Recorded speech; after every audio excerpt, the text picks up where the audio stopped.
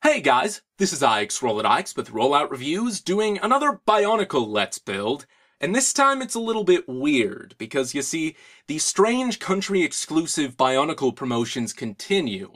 First there was the villain pack and the accessory pack from Russia, but now it seems that there's a semi-monthly BIONICLE magazine available in Germany. Here is the first issue. From what I can tell, it has some story info, a couple of posters, an excerpt from the first graphic novel, and then very similar to the old premium Brickmaster magazine, each issue includes a small Lego set. In this case, you have a miniature skull scorpion. And it looks okay, but I'm not all that interested in building it myself. Because here's the thing, while in polybag form these sets are technically exclusive to the magazine, none of the pieces are unique. So if you like the way it looks, you can hunt down all the parts individually and build one for yourself. While I wasn't interested in the scorpion, in the back of this issue there was a preview for the next, and that includes this. Ekimu's Falcon. I fell in love with this thing. I love the way it looks, I love the way it's built, and I really like the idea of Ekimu having a pet falcon. Sometimes the Norse god Odin is depicted with a falcon pet, and this sorta reminds me of that. Another cool thing is that it can actually perch on Ekimu's forearm, using the clips that his shield attaches to. And some people have already joked that this is a G2 click, because Ekimu is kind of a Modanui character in the new series. This could be a reference to Click turning into his shield. In this case, it's a falcon that turns into his shield instead of a beetle. I don't think that holds any credence. In fact, I don't think this is canon at all, and I doubt the falcon is actually going to show up in the story, but it's fun to think about what it would be like if it did. Now, you can see this is built up in LDD. I don't remember who originally posted this, or which forum it was originally posted to, but I do have to thank them regardless, whoever it was, because this is a great resource. They built it in LDD, and they also disassembled it to show us all the parts. They just used this single picture, so that was very, very nice of them. Now, like I said, I loved this thing. I wanted to build it for myself. Even though that issue is not out at the time of this recording, I went ahead and ordered all the parts I needed individually myself. So here we are. I've got a bag of pieces ready to build the Falcon. I'm going to do a quick cut, raise the camera, and sort all these out, and then we can get started. Now, the first issue actually included instructions for the Scorpio within its pages. And since the second issue hasn't actually been released yet, we haven't seen any official instructions for this. So I'm just going to wing it using the image provided as reference. But it shouldn't be too difficult because I don't think this model is all that complex. So here are all the pieces you're going to need. The two parts that I think are the most difficult to find, they were the least available on Bricklink out of everything else, was this piece in gold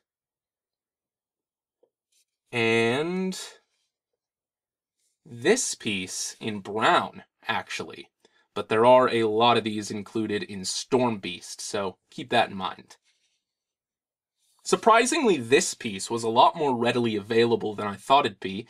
It's a gold bucket handle, and it's sort of used as plumage for the falcon, so that's some nice parts usage, I think. But otherwise, I think everything else is fairly easy to find, so good luck with that. Anyway, let's get started. I think I'm going to start by using this piece here, if I can get a hold of it without messing everything else up. This piece here, and one of these. So that slides through just like that. And then this goes on there like this. Okay, we're on track. Next, looks like this goes here. Again, I'm just using that one image for reference. And I think this goes there, this goes there, and then the tail attaches back here. Okay. Now, this piece goes there, and one of these goes in here. And then the two axles slide all the way through the body here. One attaching the neck. Oop, kind of falling apart, but we'll manage that. And then one attaching this whole assembly to the rest. While the axle is visible from the front here, you could probably attach this brown piece the other way around, and that might make this a little bit more solid. But this is how the picture has it, so this is how I'm doing it. Okay. Next, looks like we take these Hordika necks, and they go on here, like that. And then the wings attach. Simply enough. Like so. Now for the head. We have this little ball joint here. Oh, goes on like that. Then we have a mixel socket. Like so. And all that's left to do is attach the beak, the eye, one of these, the brow, and then finally that bucket handle goes on just like that. And there is Ekimu's Falcon. Has some ball joints in the wings. These can also swivel, so you can actually get the wings back behind him as he's perched, like this or like that, or however you want to do it. It's actually rather tidy. You can move this around, I guess, if you want. But otherwise, it's pretty simple. Now, I think this is all that's included in the poly bag. It expects you to replace the shield and use the clips that are provided in the 2016 Ekimu set for this. But I am just going to throw in some extra pieces here so that I can have both the shield and the Falcon, personally. So let me get my phone out of the way here, and then we'll attach these. So, just like that. And there you go. And actually, I think you can pull that off and flip these around to kind of give the illusion of feet, if you want. I think that works pretty well, actually.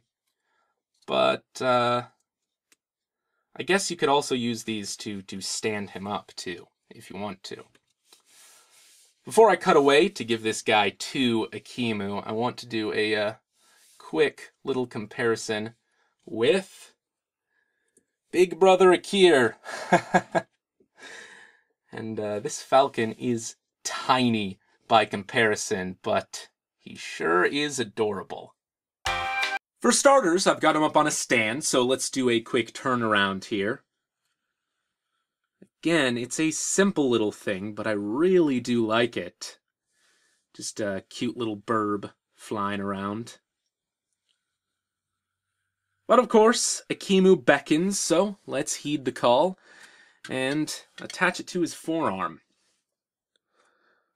Just going to attach that extra little piece here to make things a little bit more solid. And then I've just taken Ekimu's shield and attached it to that connector on his back along with the cape from the accessory pack. And I think he looks super cool with all this stuff on his back. But let's add even more by attaching his Falcon to the forearm. Just like so. Majestic. Let's then fold up the wings here. They sort of just tuck behind the tail very nicely. And I love this. It adds so much character to Ekimu. I mean, all the Toa have their creatures, so why not Ekimu as well? Sure, he can't unite, but he's got the Mask of Creation. He doesn't need that.